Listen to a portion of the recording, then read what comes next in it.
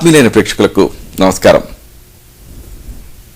నా పేరు డాక్టర్ చిరుమామిళ్ళ మురళీ మనోహర్. ఆయుర్వేద సంహిత ఈ కార్యక్రమానికి మీకందరికీ స్వాగతం.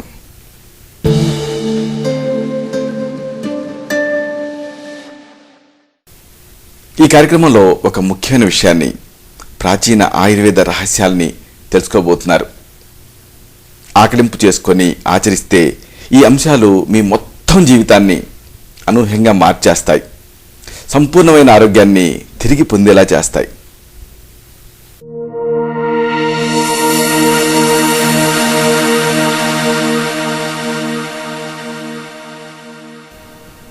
టినైటస్, కర్ణనాదం. చెవిలో అయథార్థ శబ్దం వినిపించటం. దీని గురించి సమగ్రంగా ఈ కార్యక్రమంలో తెలుసుకుందాం.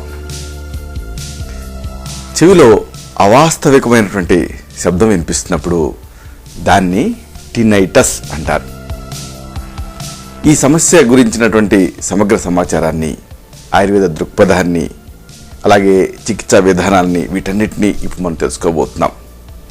అయితే వీటిని తెలుసుకోబోయే ముందు అసలు టినైటస్ అంటే ఏమిటి అనేది తెలుసుకోవాలి. టినైటస్ అనే పదం లాటిన్ నుంచి వచ్చింది. టిన్నైర్ అంటే రింగింగ్ శబ్దం అని అర్థం. ట్యూరింగ్ ఫోర్క్ నుంచి వచ్చేటటువంటి గుయీమ్ అనే శబ్దం లాంటిది వినిపిస్తున్నప్పుడు టినైటస్ అంటారు. ఈ వ్యాధి స్థితిలో నిజమైన శబ్దం అంటే ఎకోస్టిక్ స్టిమ్యులస్ అనేది ఉండదు. లేకపోయినప్పటికీ శబ్దం వినిపిస్తూనే ఉంటుంది. ఈ చెవుల్లో వినిపించే ఈ రకం శబ్దం లక్షణాలు రకరకాలుగా ఉంటాయి. ఈలలాగా ఉంటుంది శబ్దం, కొన్నిసార్లు గర్జనలాగా ఉంటుంది శబ్దం, కొన్నిసార్లు అలాగా ఈ జలపాతపు హోరులాగా ఉంటుంది, ఇంకా కొన్నిసార్లు ఈ బజర్లాగా ఉంటుంది, ఇంకా మరి కొన్నిసార్లు ప్రకంపనలాగా ఉంటుంది. ఇలాగా చాలా రీతుల్లో ఈ శబ్దం వినిపిస్తూ ఉంటుంది. సరే, మరి ఈ టినైటిస్లో ఏమన్నా రకాలు ఉంటాయా? ఈ భేదాలు ఏమిటి? వీటిని తెలుసుకుందాం. టినైటిస్ ప్రధానంగా రెండు రకాలుగా ఉంటుంది. ఒకటి సబ్జెక్టివ్ టినైటిస్, రెండు ఆబ్జెక్టివ్ టినైటస్. సబ్జెక్టివ్ టినైటస్ అంటే ఏమిటి అంటే బాధితుడికి లేదా ఈ ద్రష్టకి మాత్రమే వినిపించే శబ్దం. అంటే మీకే ఈ శబ్దం వినిపిస్తూ ఉంటుంది. సాధారణంగా చెవి తాలూకు నిర్మాణపరమైనటువంటి లోపాల వల్ల కానీ, లేకపోతే వినికిడి కలగటానికి తోడ్పడేటటువంటి నరాలు వ్యాధిగ్రస్తం అవటం వల్ల కానీ, లేదా మెదడు ఈ నాడీ సంకేతాలని పొరపాటు పడి శబ్ద తరంగాలుగా అన్వయించుకోవటం వల్ల కానీ ఈ రకం ప్రాప్తిస్తూ ఉంటుంది. ఇక రెండు ఆబ్జెక్టివ్ టినైటస్. ఇదేమిటి అంటే ఎదుటి వాళ్ళకి వినిపించేది, అంటే పరీక్ష చేసేటటువంటి వైద్యులకి సైతం వినిపించే శబ్దం.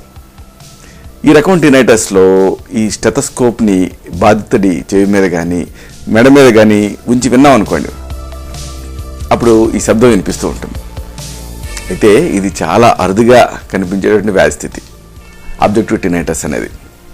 సాధారణంగా రక్తనాళాలకు సంబంధించినటువంటి సమస్యల వల్ల కానీ, లేదా అంతర్కర్ణంలో ఇప్పుడు ఉండేటటువంటి ఎముకకి సంబంధించినటువంటి సమస్యల్లో కానీ, లేదా ఈ కండాల సమస్యల్లో కానీ ఈ తరహా లక్షణం కనిపిస్తూ ఉంటుంది. ఏదేమైనా మీకు ఒక ముఖ్యమైన విషయం చెప్పాలి. 6 నెలలకి అంటే 6 monthsకి మించి బాధించే టినైటస్ని దీర్ఘకాలపు సమస్య కింద పరిగణిస్తాం. సాధారణంగా టినైటస్తో ప్రాణ ప్రమాదం అనేది ఉండదు, చిరాకు తప్ప ఇతరత్ర ఇబ్బందులు ఉండవు. కాబట్టి ఒకవేళ మీకు ఈ సమస్య ఉంటే కంగారు పడకండి, నిరాశపడకండి. సరే, మరి దీనికి సంబంధించి ఆయుర్వేద దృక్పథం ఏమిటి, ఆయుర్వేదం ఏం చెబుతుంది ఇది తెలుసుకుందాం. నిజమైనటువంటి నిజ శబ్దం లేకపోయినప్పటికీ శబ్దం వినిపిస్తున్నట్టుగా భ్రమ కలగటాన్ని ఆయుర్వేదం 2 రకాలైన పేర్లతో వ్యవహరించింది. ఒకటి కర్ణనాదం, 2 కర్ణక్షేడం. కర్ణనాదం అంటే ఏమిటి? కేవలం వాత ప్రధానమైంది. ఇది వ్యాధిగ్రస్తుడికి పక్షుల కిలకిల శబ్దాలు వినిపిస్తూ ఉంటాయి, అలాగే వేణువు శబ్దం వినిపిస్తూ ఉంటుంది, అలాగే వేరే ఇతర వాయిద్యాల శబ్దాలు వినిపిస్తూ ఉంటాయి. ఈ వ్యాధి స్థితి సాధారణంగా బాహ్య కర్ణ స్రోతో దృష్టితో కలుగుతూ ఉంటుంది. దీనికి వాతాహారమైనటువంటి చికిత్సలు అనేవి అవసరం అవుతాయి. ఇక రెండోది కర్ణక్షేడం అనుకున్నాం కదా, ఇది పిత్తం, కఫం, రక్తం ఈ మూడిటి దృష్టితో కలుగుతూ ఉంటుంది. అంటే ఈ 3 చెడిపోతాయి. దీంట్లో వేణునాదం వినిపిస్తూ ఉంటుంది. దీనికి వాతహర, పిత్తహర, కఫహర చికిత్సలు అనేవి అవసరం అవుతాయి. ఈ వ్యాధి స్థితి సాధారణంగా అంతర్కర్ణం దెబ్బతింటం వల్ల ఏర్పడుతూ ఉంటుంది. సరే, మరి ఈ కర్ణనాదం ఉనికి ఏమిటి, అంటే ఎపిడమియాలజీ ఏమిటి, ఇది తెలుసుకుందాం. వయసు విషయం తీసుకుంటే ఈ కర్ణనాదం అనేది 40 నుంచి 70 సంవత్సరాలు మధ్య కనిపిస్తూ ఉంటుంది. వయసు పెరిగే కొద్దీ ఈ సమస్య పెరుగుతుంది. ఇక స్త్రీ పురుష భేదాన్ని కనుక మనం తీసుకుంటే పురుషుల్లో అంటే మగవాళ్ళల్లో ఇది ఎక్కువ. ఎందుకు అంటే ఈ పురుషులు వృత్తిపరంగా భారీ పనిముట్లని ఉపయోగిస్తూ ఉంటారు. ఇక జనాభా పరంగా ఈ కర్ణనాదం ఎంతమందిలో ఉంటుంది అని మనం కనుక చూస్తే దాదాపు 17% మంది ప్రజలకి ఈ సమస్య ఉంటుంది. అంటే దాదాపు ప్రతి 5గురిలో ఒకళ్ళు ఈ టినైటస్తో బాధపడుతూ ఉంటారు. వీళ్ళలో 25% మందికి సమస్య చాలా తీవ్రస్థాయిలో ఉంటుంది. మళ్ళీ వీళ్ళలో కూడా 4% మందికి కర్ణనాదం అనే ఈ సమస్య రోజువారీ కార్యకలాపాలకు తీవ్రస్థాయిలో అంతరాయం కలిగిస్తుంది, విఘాతం కలిగిస్తుంది. సరే, మరి ఈ సమస్యను ఎక్కువ చేసేటటువంటి ప్రకోపకర అంశాలు ఏమిటి, రిస్కులు ఏమిటి, వీటిని తెలుసుకుందాం. అకాల వార్ధక్యం ఒక రిస్క్. అంటే మీకు త్వరగా ముసలితనం పలకరించింది అనుకోండి, అప్పుడు ఈ కర్ణనాదం ఉంటుంది. మూత్రపిండాల సమస్యలు ఒక రిస్క్. అంటే మీకు మూత్రపిండాల సమస్యలు ఉంటే ఈ వ్యాధి వచ్చే అవకాశం ఉంటుంది. కాలేపు సమస్యలున్నా ఈ సమస్య రావచ్చు. అలాగే గర్భధారణలో కూడా సాధారణంగా ఈ కర్ణనాదం వస్తూ ఉంటుంది. బాధిర్యం అంటే డెఫ్నెస్లో కూడా ఈ సమస్య ఉంటుంది. శబ్ద కాలుష్యానికి ఎక్కువగా గురి కావటం ఒక రిస్క్. అలాగే ఈ శ్రవణేంద్రియానికి హాని కలిగించేటువంటి ఓటోటాక్సిక్ మందులు, వీటిని ఒకవేళ వాడారనుకోండి, అలా వాడటం ఒక రిస్క్. అప్పుడు ఈ కర్ణనాదం వస్తుంది. మరి దీనికి జన్యుపరమైన అంశాలు ఏమన్నా ఉన్నాయా, ఈ విషయం మీద కూడా మీకు అవగాహన ఉండాలి. టినైటిస్కి కారణమైనటువంటి జన్యుని ఇంకా వైద్య శాస్త్రవేత్తలు గుర్తించలేదు. అయితే ఈ సమస్యకు జన్యుపరమైనటువంటి కారణాలు కూడా దోహదపడే అవకాశం ఉంది. అలాగే ఎకోస్టిక్ న్యూరోమా, టీఎంజే సిండ్రోమ్ అంటే టెంపోరోమాండిబులర్ జాయింట్ సిండ్రోమ్, మానియర్స్ డిసీజ్, ఇలాంటి వ్యాధులకు దోహదపడే జన్యువుల్ని గుర్తించారు. ఈ వ్యాధుల్లో టినైటస్ కనిపించే అవకాశం ఉంది.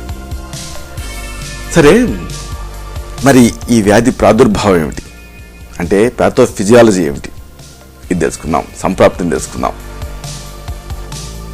85 డెసిబెల్స్కి మించిన శబ్ద తరంగాలు అంతర్గత చెవిలోపల ఉండేటటువంటి కేశ రూపంలో ఉండేటటువంటి స్టీరియోసీలియాని దెబ్బతీసి శాశ్వతంగా ఇలాగా వంగిపోయేలా చేస్తాయి. దీంతో ఏం జరుగుతుంది, కర్ణనాదం మొదలవుతుంది. దీన్ని అర్థం చేసుకోవాలంటే మనం స్కూటర్ హార్న్ మోగిస్తూ ఉంటాం కదా, ఒకవేళ ఈ స్కూటర్ హార్న్ స్విచ్ తట్టుకుపోయింది అనుకోండి, అప్పుడు ఏం జరుగుతుంది, నిరంతరం ఈ హార్న్ మోగుతూ ఉంటుంది. సరిగ్గా ఈ కర్ణనాదం కూడా ఇలాగే మొదలవుతుంది, నిరంతర లక్షణం కింద కొనసాగుతుంది. చెవిలోపల ఉండేటువంటి నిర్మాణాన్ని దెబ్బతీసేటువంటి వ్యాధుల వల్ల కూడా ఈ సమస్య స్టార్ట్ అవుతుంది. సరే, అతి ముఖ్యమైనటువంటి విషయానికి వస్తున్నాం. అసలు ఈ కర్ణనాదం అనేది ఎందుకు వస్తుంది, దీనికి దారితీసే కారణాలు ఏమిటి, వీటిని తెలుసుకుందాం. ఎందుకంటే ఆయుర్వేదం సంక్షిప్త క్రియాయోగో నిదానస్య చ వర్జనం ఉంటుంది. అంటే కారణాలు కనుక్కొని వీటిని సరిదిద్దటం. వరుసగా ఈ కారణాలు తెలుసుకుందాం. ముఖ్యంగా చెప్పాల్సిన మొదటి కారణం 8వ క్రేనియల్ నరం మీద పెరుగుదల తయారవటం. వైద్య పరిభాషలో ఎకోస్టిక్ న్యూరోమా అంటారు దీన్ని. ఈ స్థితిలో ప్రారంభ లక్షణంగా ఈ కర్ణనాదం అనేది వినిపిస్తుంది. 2 చెవుల్లోనూ కాకుండా కేవలం పెరుగుదల తయారైనటువంటి వైపు మాత్రమే ఈ టినైటస్ ఉంటుంది. ఇది ముఖ్యమైన లక్షణం ఎకోస్టిక్ న్యూరోమా అని గుర్తుపట్టడానికి. క్రమంగా చెవుడు, తల తిరగటం ఇలాంటివి కూడా స్టార్ట్ అవుతాయి. అనుబంధ లక్షణాలు ఏమిటి అనేది కూడా మీరు తెలుసుకోవాలి. ఎకోస్టిక్ న్యూరోమాలో అర్ధశిరోవాతం ఉంటుంది, అంటే ఫేషియల్ పెరాలసిస్. అలాగే తలనొప్పి ఉంటుంది, వాంతులు ఉంటాయి, వికారం ఉంటుంది. ప్యాపిల్లెడిమా అని ఉంటుంది, అంటే కంట్లోపల ఉండేటువంటి ఆప్టిక్ డిస్క్ ఉబ్బుతుంది. ఇలాంటివి ఈ ఎకోస్టిక్ న్యూరోమాను అనుమానించడానికి మీకు సహాయపడతాయి. ఇక కర్ణనాదాన్ని కలిగించే మరొక ముఖ్యమైన కారణం రక్తహీనత, ఎనీమియా.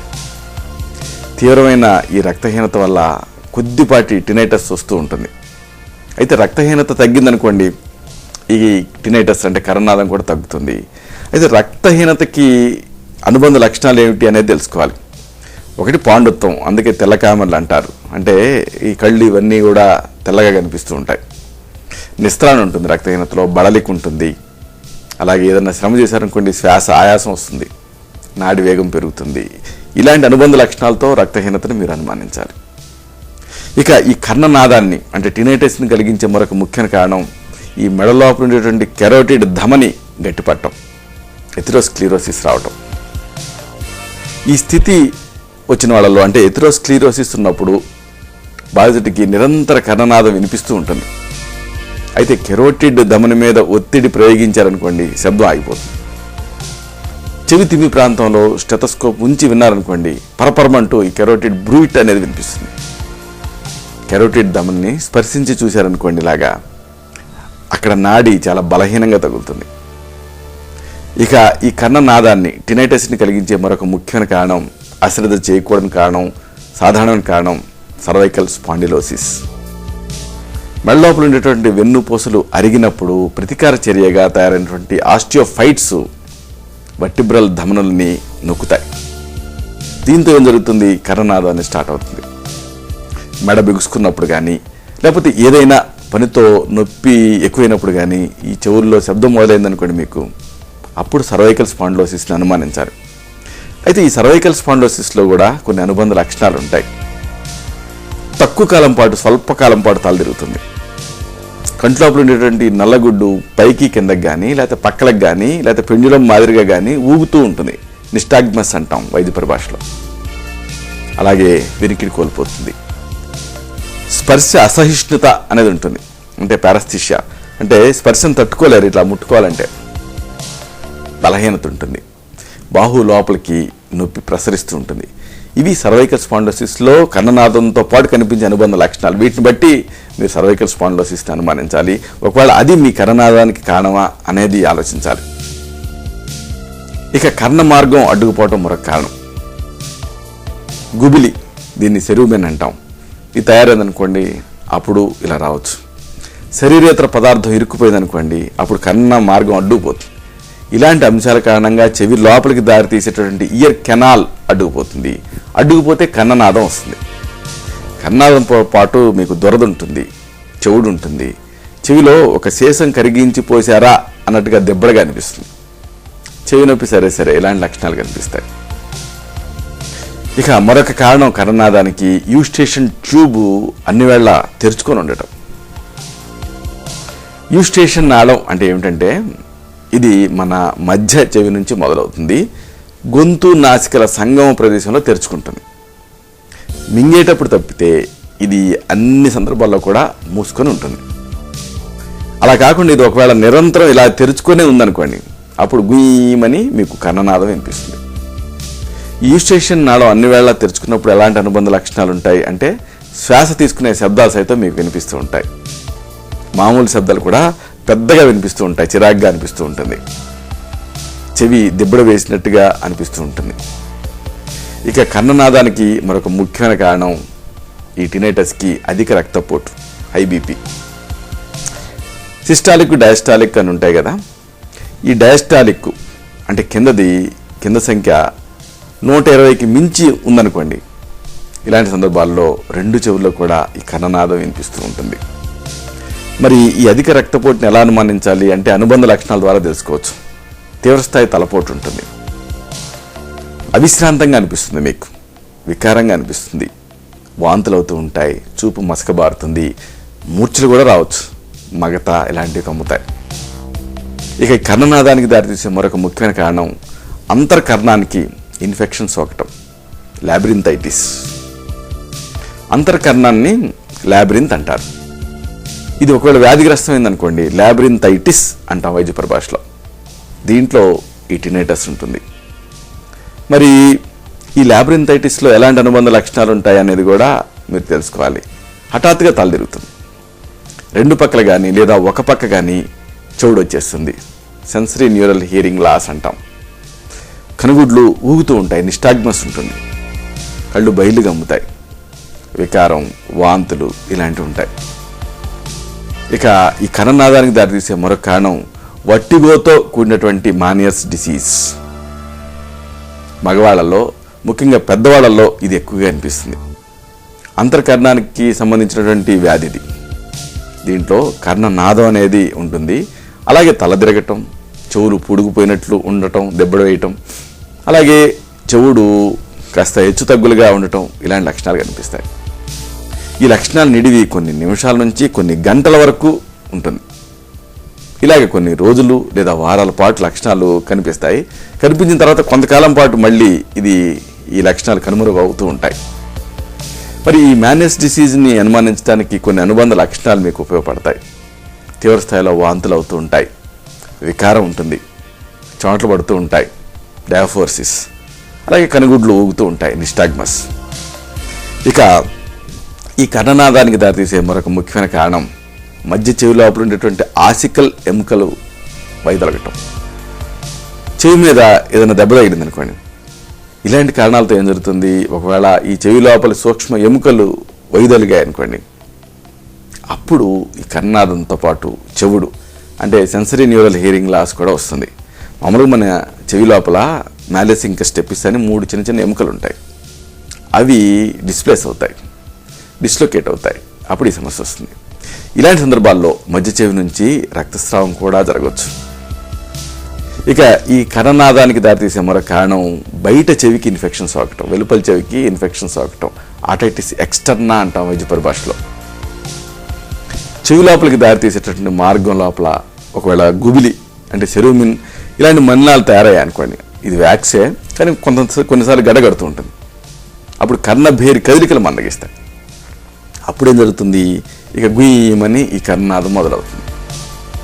ఇలాంటి సందర్భాల్లో కొన్ని అనుబంధ లక్షణాలు మీకు సహాయపడతాయి. దురద ఉంటుంది, ఆటైటిస్ ఎక్స్టర్నా ఉన్నప్పుడు చీము వాసనతో కూడిన కర్ణస్రావం ఉంటుంది. చెవి నొప్పి సరే చెవి నొప్పి ఈ చెవి తిమ్మెని పట్టుకున్నా, లాగినా, ఒకవేళ మీరు దవడని ఇలా బిగించినా, ఒకవేళ నములుతున్నా అప్పుడు ఎక్కువ అవుతుంది. అప్పుడు మీరు ఈ ఆటైటిస్ ఎక్స్టర్నా అంటే బయట చెవికి సంబంధించిన ఇన్ఫెక్షన్ అనుమానించాలి. చెవి మార్గాన్ని గమనించగలిగితే ఎర్రగా తయారవుతుంది, వాస్తుంది. ఇక ఈ కర్ణనాదాన్ని కలిగించే మరొక ముఖ్యమైనటువంటి కారణం మధ్య చెవి వ్యాధిగ్రస్తం అవటం. ఆటైటిస్ మీడియా అంటే మధ్య చెవిలో ఇన్ఫెక్షన్ చోటు చేసుకుందనుకోండి, కర్ణనాదంతో పాటు చెవుడు కూడా వస్తుంది. అంటే కండక్టివ్ హియరింగ్ లాస్ అనేది చోటు చేసుకుంటుంది. ఎముకలు వ్యాధిగ్రస్తం అవుతాయి కాబట్టి ఇలాగా కండక్టివ్ హియరింగ్ లాస్ ఉంటుంది. ఇలాంటి సందర్భాల్లో ఈ ఆటైటిస్ మీడియాలో కొన్ని అనుబంధ లక్షణాలు ఉంటాయి. చెవి నొప్పి ఉంటుంది, కర్ణభేరి వాస్తుంది, తీవ్రస్థాయి జ్వరం ఉంటుంది ఇన్ఫెక్షన్ కాబట్టి, కళ్ళు బయలు గమ్ముతాయి, ఇలాంటి లక్షణాలు కనిపిస్తాయి. ఇక ఈ కర్ణనాదానికి దారితీసే మరొక ముఖ్యమైన కారణం ఆభ్యంతర కర్ణంలో మెత్తటి ఎముక పెరిగి ఓవల్ విండోని, రౌండ్ విండోని మూసేయటం. వైద్య పరిభాషలో ఓటోస్క్లీరోసిస్ అంటారు. ఈ ఓటోస్క్లీరోసిస్ ఉండేటటువంటి వాళ్ళల్లో కర్ణనాదం వినిపిస్తూ ఉంటుంది. ఇది ఒక ఈల మాదిరిగా ఉంటుంది, లేదా ఒక హోరులాగా ఉంటుంది, లేదా ఒక బజర్ శబ్దంలాగా ఉంటుంది. అయితే ఇంతటితో ఆగుతుందా? క్రమంగా వెనికిడి శక్తి క్షీణిస్తుంది. చివరికి 2 పక్కల ఈ బాధిర్యం అంటే డెఫ్నెస్ అనేది వచ్చేస్తుంది. అలాగే తల తిరగటం కూడా ఉంటుంది. ఇక ఈ కర్ణనాదానికి అంటే గుయ్యం అనే శబ్దానికి దారితీసే మరొక ముఖ్యమైన కారణం అంగిటి కండరాల్లో పట్టు విడుపులు అనేవి చోటు చేసుకోవటం. వైద్య పరిభాషలో పెలేటల్ మయోక్లోనస్ అంటారు. ఈ వ్యాధి స్థితిలో అంగిటి కండరాలు లయబద్ధంగా సంకోచ వ్యాకోచాలకు గురవుతూ ఉంటాయి. దీంతో ఈ చెవుల్లో క్లిక్ అనే శబ్దాలు వినిపిస్తూ ఉంటాయి.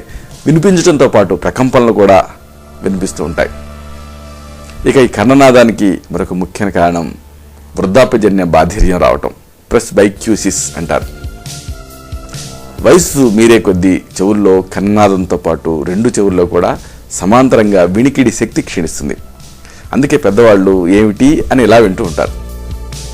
ఎక్కువ ఫ్రీక్వెన్సీ ఉండేటటువంటి శబ్దాలతో ఈ సమస్య ఎక్కువగా వస్తూ ఉంటుంది. ఇక మరొక ముఖ్యమైన కారణం కర్ణనాదానికి కర్ణభేరి ఛిద్రం అవటం.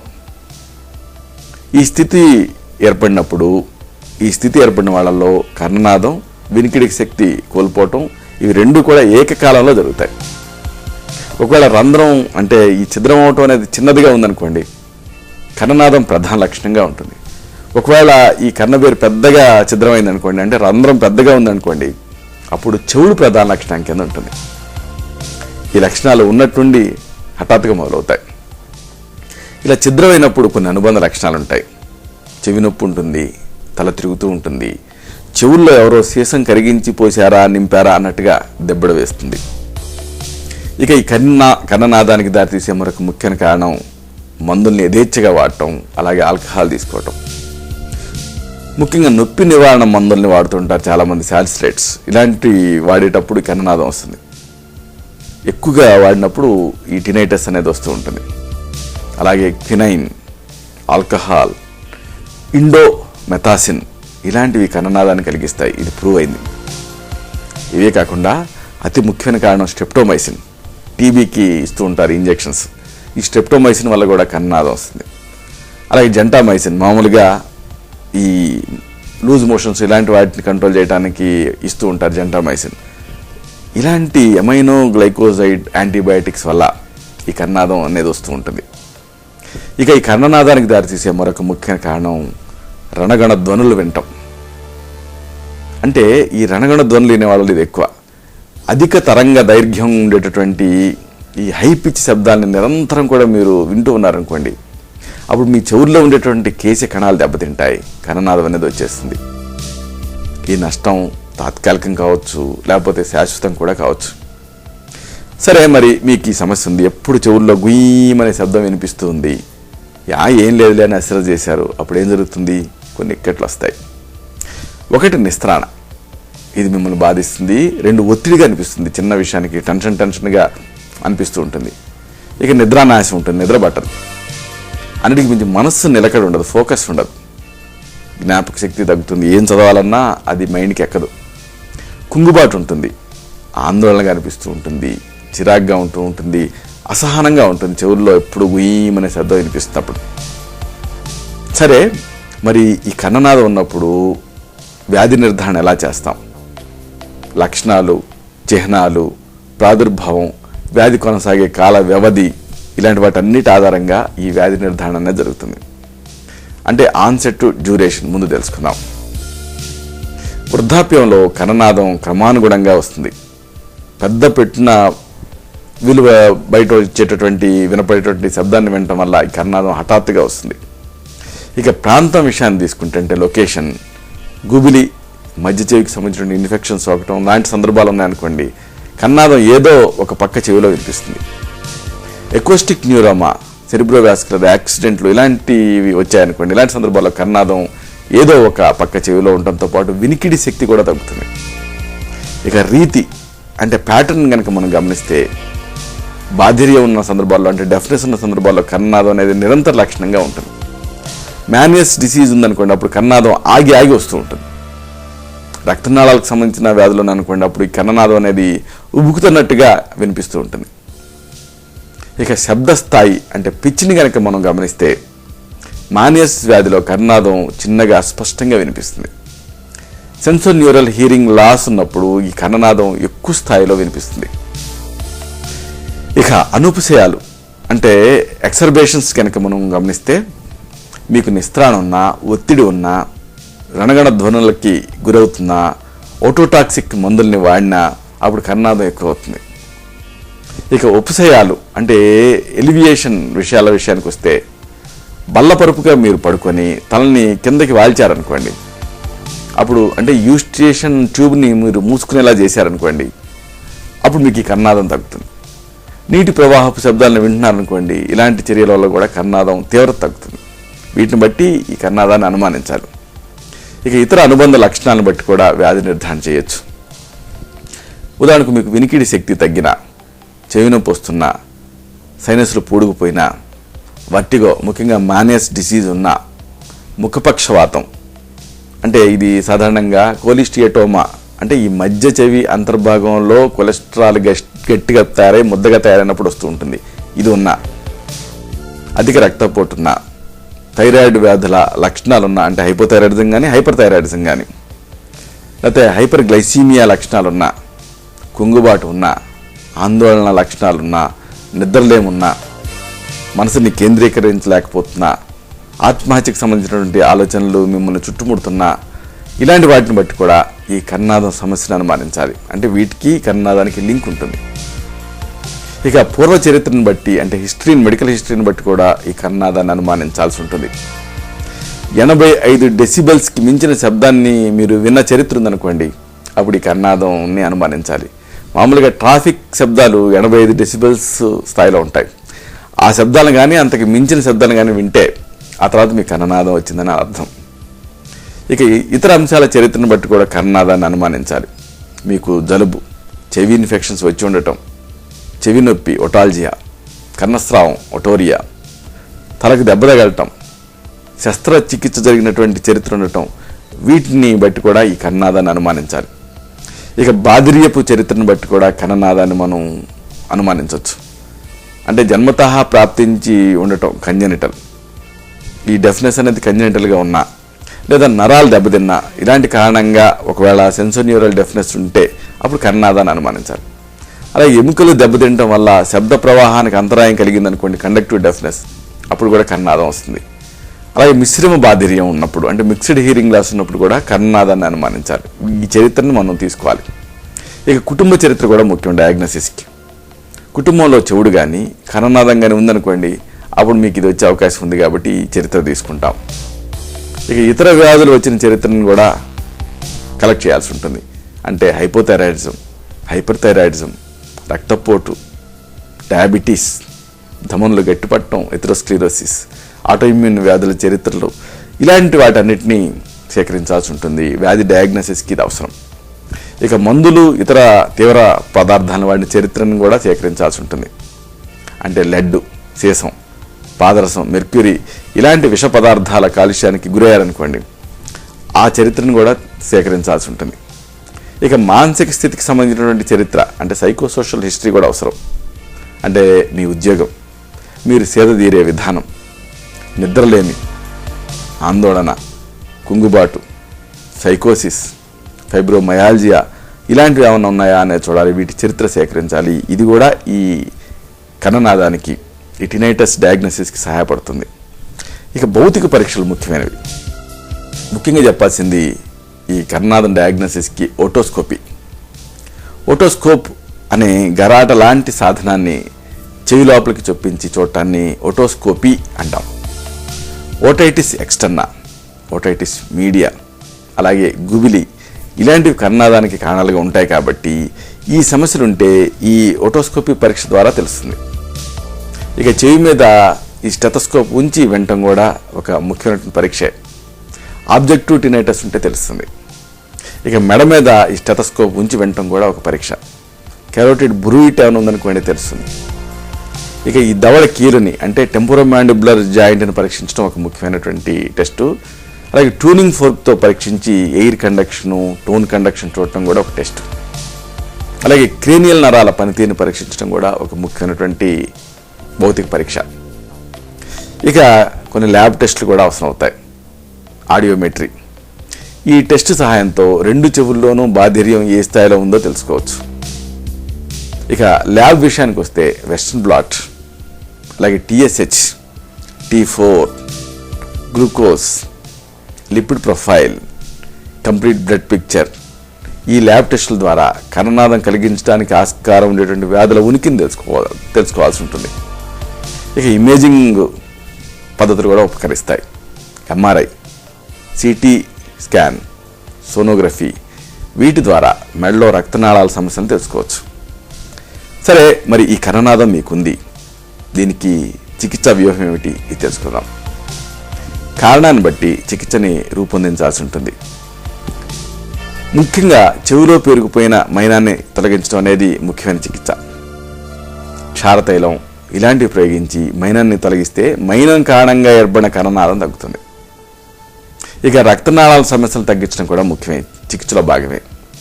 రక్తనాళాలు గట్టిపట్టడం ఇలాంటి విధానాల వల్ల కర్ణనాదం అనేది ఏర్పడింది అనుకోండి, నాగార్జునాభ్రసం, లసునాదివటి ఇలాంటివి ప్రయోగించాల్సి ఉంటుంది. ఇక మందులకి ఇతర ప్రత్యామ్నాయాన్ని సూచించడం కూడా ఒక చికిత్సలో భాగమే. మందుల కారణంగా కర్ణనాదం వస్తుంది అనుకున్నాం కదా, కాబట్టి అప్పుడు ఈ మందుల్ని మార్చాలి, ప్రత్యామ్నాయ పద్ధతుల్ని సూచించాల్సి ఉంటుంది. సరే, మరి మీకు ఈ కర్ణనాదం ఉంది, మీరు విపరీతంగా దీంతో ఇబ్బంది పడుతున్నారు, ఏం చేయాలి? కొన్ని సూచనలు ఉన్నాయి. మొదటి సూచన, శబ్దాన్ని వినపడనివ్వని శబ్దాలు ముఖ్యమైనవి, వీటిని వినాలి. కర్ణనాదం ఇబ్బంది పెడుతున్నప్పుడు శబ్దాన్ని కప్పివేసే వేరే మృదువైనటువంటి శబ్దాన్ని సృష్టించి వింటూ ఉండండి. ఈ రకం శబ్దాన్ని వైట్ నాయిస్ అంటాం. రేడియోలో ఈ కార్యక్రమాల ప్రసారాన్ని నిలిపివేసిన తర్వాత ఒక రకమైన వాయిస్, ఒక రకమైన నాయిస్ వస్తూ ఉంటుంది. ఇలాంటి ఈ నిరంతర శబ్ద ప్రవాహాన్ని వైట్ నాయిస్ అంటాం. ఇలాంటి శబ్దాన్ని ఉత్పత్తి చేసే పరికరాలు కూడా దొరుకుతాయి. అవసరం అనుకుంటే వీటిని తెప్పించుకొని వాడుకోవచ్చు. వీటి నుంచి వచ్చేటటువంటి శబ్దం జల ప్రవాహం లాగా ఉంటుంది, లేదా సముద్రపు ఘోషలాగా ఉంటుంది. ఇంటి కింద వీటి స్పీకర్లని అమర్చుకొని మీరు నిద్రలోకి జారుకోవచ్చు. ఇవే కాకుండా హియరింగ్ డివైజులు, మాస్కింగ్ డివైజులు ఇలాంటివి కూడా దొరుకుతాయి. వీటిని వాడుకోవచ్చు వైద్య సలహాతో. ఇక మరొక సూచన, కర్ణనాదాన్ని ఎక్కువ చేసే అంశాల నుంచి దూరంగా ఉండండి. భారీ విస్ఫోటనాన్ని వినకండి. రణగొణ ధ్వనులు ఉంటాయే, వీటిని అదే పనిగా వినకండి. పెద్ద శబ్దాల మధ్య గడపకండి, ఇలాంటివి మంచిది కాదు. అలాగే స్మోకింగు అలవాటు ఉంటే ఈ అలవాట్లు కూడా మానేయాలి. నికోటిన్ ఉత్పత్తులతో ఏం జరుగుతుంది? కర్ణనాదం ఎక్కువ అవుతుంది. ఇక మరొక సూచన, కర్ణనాద శబ్దాన్ని ఇతర ఆహ్లాదకరమైనటువంటి శబ్దాలతో అధిగమించండి. ప్రశాంతంగా నిశ్శబ్దంగా ఉన్నప్పుడు చెవుల్లో ఇబ్బంది పెడుతూ ఉంటుంది. అప్పుడు మీరు ఈ ఫ్యాన్ని ఫుల్ స్పీడ్గా పెట్టుకోండి. చక్కని సౌమ్యమైనటువంటి సంగీతాన్ని వినండి. రేడియోని స్టేషన్ లేకుండా పెట్టి ఉంచండి. ఇలా చేస్తే కంఫర్టబుల్గా ఉంటుంది. విశ్రాంతి తీసుకునేటువంటి గదికి ఒకవేళ అటాచ్డ్ బాత్రూమ్ ఉందనుకోండి, అప్పుడు నీటి ఈ కుళాయిని బొట్లుగా పడేలా చేయండి. అప్పుడు ఆ నీటి బిందువుల శబ్దం మీరు వింటూ ప్రశాంతంగా ఉండొచ్చు. ఇక మరొక ముఖ్యమైన సూచన, ఒత్తిడిని తగ్గించుకోండి. ఒత్తిడితో కర్ణనాదం ఎక్కువ అవుతుంది కాబట్టి తగ్గించుకోండి. యోగా చేయొచ్చు. ఖండాలని క్రమబద్ధంగా బిగించి వదులు చేయొచ్చు, బయోఫీడ్బ్యాక్ అంటాం. ధ్యానం, మెడిటేషన్ ప్రాక్టీస్ చేయొచ్చు. ఎక్సర్సైజ్ చేయొచ్చు. అతత్వాభినివేశం అని ఒక ప్రత్యేకమైన చికిత్స ఉంది. దీన్ని హిప్నాసిస్తో పోల్చవచ్చు. ఇది కూడా మంచి ఫలితాన్ని ఇస్తుంది. ఇలాంటి వాటితో ఒత్తిడిని అధిగమించండి, దాంతో కర్ణనాదం తగ్గుతుంది. ఇక మరొక సూచన, ఉత్ప్రేరకాలని మానేయండి. ఆల్కహాల్, సిగరెట్లు, కాఫీ, ఉప్పు ఇలాంటి వాటిని మానేయండి. ఆల్కహాల్తో ఏం జరుగుతుంది? రక్తనాళాలు డైలేట్ అవుతాయి, వ్యాకోచం చెందుతాయి. దీంతో ఎక్కువ రక్తం ప్రవహిస్తుంది. దీంతో అంతర్గత కర్ణంలో ఒత్తిడి పెరుగుతుంది, కర్ణనాదం ఉధృతం అవుతుంది. అందుకే కర్ణనాదం అనే సమస్యతో మీరు బాధపడుతున్నప్పుడు ఈ ఆల్కహాల్ జోలికి వెళ్ళకండి. సిగరెట్లు కూడా మానేయండి, ఎందుకంటే సిగరెట్లు రక్తనాళాల గోడలను బిరుసెక్కేలా చేస్తాయి కాబట్టి మంచిది కాదు. ఉప్పు, కెఫీన్ ఉత్పత్తులు ఇవి రక్త భారాన్ని పెంచుతాయి, కర్ణనాద సమస్యను ఎక్కువ చేస్తాయి కాబట్టి వీటిని తగ్గించేయండి. సరే, అసలు దీన్ని నివారణ అంటే ఈ కర్ణనాదం రాకుండా నివారించుకోలేమా? ఈ పద్ధతులు కూడా తెలుసుకుందాం. ముఖ్యంగా చెప్పాల్సింది, శబ్ద కాలుష్యానికి గురి కాకుండా ఉండండి. వృత్తిరీత్యా భారీ శబ్దాన్ని ఉత్పత్తి చేసే ఈ పవర్ టూల్స్ ఉంటాయి. ఇలాంటివి ఒకవేళ మీరు వినియోగిస్తూ ఉంటే చెవుల్ని సరైన సాధనాలతో మూసుకోండి. ఇక మరొక నివారణ పద్ధతి, మందుల్ని ఇష్టారాజ్యంగా వాడకండి. అంటే డెఫ్నెస్ని, బాధిర్యాన్ని కలిగించే ఓటోటాక్సిక్ మందుల్ని వైద్య సలహా లేకుండా నేరుగా ఎక్కువగా వాడకండి. ఇక మరొక నివారణ సూచన, చెవులని భీకర శబ్దాల నుంచి రక్షించుకోండి. శబ్ద కాలుష్యానికి గురయ్యే వాళ్ళలో సమయం గడిచే కొద్దీ చెవులు దెబ్బతింటాయి, కర్ణనాదం ఇలాంటి సమస్యలు చోటు చేసుకుంటాయి కాబట్టి సరైన జాగ్రత్తలు పాటించండి. పరిశ్రమల్లో పనిచేసేవాళ్ళు, సామిళ్ళల్లో పనిచేసేవాళ్ళు, అలాగే పిస్టల్ షాట్స్ ఉపయోగించేవాళ్ళు చెవుల్ని మూసి ఉంచే మాస్కులను వాడాలి, లేదా వేరే పరికరాలను వాడుకోవాలి. ఇక ముఖ్యమైన మరొక నివారణ, పెద్ద శబ్దంతో సంగీతాన్ని ఎప్పుడు వినద్దు. హెడ్ ఫోన్స్ ద్వారా, సెల్ ఫోన్ల ద్వారా అదే పనిగా పెద్ద శబ్దాన్ని చాలా దగ్గరగా, అత్యంత సమీపంగా వినకండి. సంగీతం లోపల ఉండేటువంటి హెచ్చు తగ్గులు చెవు లోపల ఉండేటువంటి సున్నితమైన కణాలను దెబ్బతీస్తాయి, ఈ కర్ణనాదం సమస్యని ఎక్కువ చేస్తాయి. ఇక మరొక ముఖ్యమైన నివారణ సూచన, గుండె ఆరోగ్యాన్ని, సాధారణ ఆరోగ్యాన్ని కాపాడుకోండి. రక్తనాళాలు దెబ్బతింటంతో ఈ కర్ణనాదం వచ్చే అవకాశం ఉంటుంది కాబట్టి రోజువారీగా వ్యాయామం చేస్తూ ఉండండి. సరైన పాళల్లో సమతుల ఆహారాన్ని తీసుకుంటూ ఉండండి. రక్త ప్రవాహం సక్రమంగా జరిగేలా చూసుకోండి. ఇక దీనికి ఆయుర్వేద చికిత్స ఇది తెలుసుకుందాం. మొదటి ఔషధం, ఆవ నూనెని కొద్దిగా వేడి చేయండి. 2 చెవుల్లోనూ చుక్కల ముందుగా వాడండి, మంచి ఫలితం ఉంటుంది. ఇక మరొక గృహ చికిత్స కర్ణనాదహార తైలం. దీన్ని తయారు చేసుకొని వాడుకోవచ్చు. దీనికి మీకు కావాల్సింది ఆముదం, వరుణ అంటే ఉలిమిరి, మునగ, ముల్లంగి. వీటి ఆకుల రసాన్ని 4 భాగాలు తీసుకోండి. ఆవు పాలు 8 భాగాలు తీసుకోండి. నువ్వుల నూనె 1 భాగం తీసుకోండి. అతి మధురం 1 భాగం తీసుకోండి. ఇలాగ అన్నిటినీ తీసుకొని మెత్తగా ముద్ద చేసి కలకం తయారు చేసి నూనెకి వేసి తైలపాక విధానంలో తైలం తయారు చేసి నిల్వ చేసుకోవాలి. దీన్ని చెవుల్లో వేసుకుంటూ ఉంటే కన్ననాదం అనే సమస్య తగ్గుతుంది. వాగ్భటుడు చెప్పిన మంచి చికిత్స ఇది. ఇక మరొక గృహ చికిత్స వచాది తైలం. దీనికి మీకు కావాల్సింది వసకొమ్ము, ఇంగువ, జటామాంసి, లవంగ పట్ట అంటే దాల్చిన చెక్క, సజ్జక్షారం, పిప్పళ్ళు. వీటిని తీసుకోండి. నువ్వుల నూనెతో కలిపి తైలం కాచి దాంతో తైలంతో కర్ణపూరణం చేసుకుంటూ ఉండండి. దీంతో కూడా కర్ణనాదం సమస్య తగ్గుతుంది. అష్టాంగ హృదయం చెప్పిన మంచి చికిత్స ఇది. ఇక దీనికి మంచి ఆయుర్వేద ఔషధాలు ఉన్నాయి. ఈ కర్ణనాదం సమస్యకి చాలా శక్తివంతంగా పనిచేసే అనేక శక్తివంతమైన ఔషధాలు ఉన్నాయి.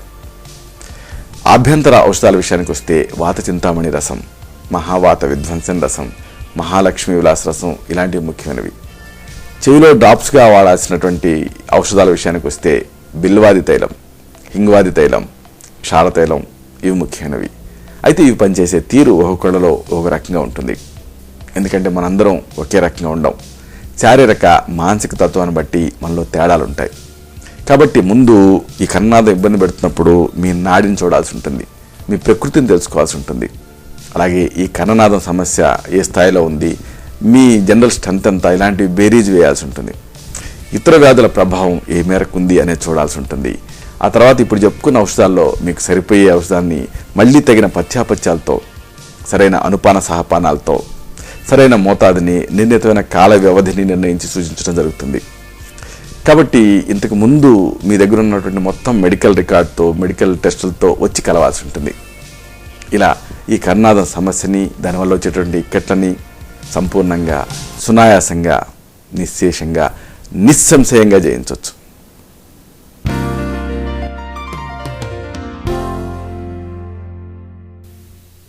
చూశారు కదా, ఇది విషయం. ఈ కార్యక్రమం మీకు ఉపయోగపడిందని, ఉపయోగపడుతుందని ఆశిస్తాను. అలాగే ఇందులోని విషయాల మీద మీకు అవగాహన పెరిగిందని భావిస్తాను. దీనిలోని విషయాలు నలుగురికి చేరేలాగా, 10 మందికి ఉపయోగపడేలా మీ వంతు సహాయం మీరు చేయండి.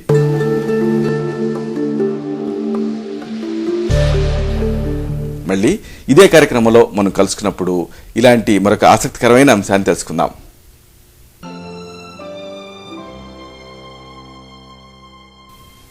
శతం జీవ శరదో వర్ధమానః, శతం హేమంతాన్ శతం వసంతాన్.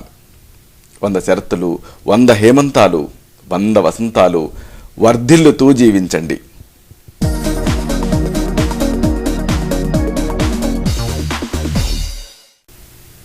శుభం. డాక్టర్ చిరుమామిళ్ల మురళీ మనోహర్, ఎండి, ఆయుర్వేదం, Raksha ayurvedic centre, Sarathi studios road, opposite state home, Ameerpet, Hyderabad 73. Phone 9177445454.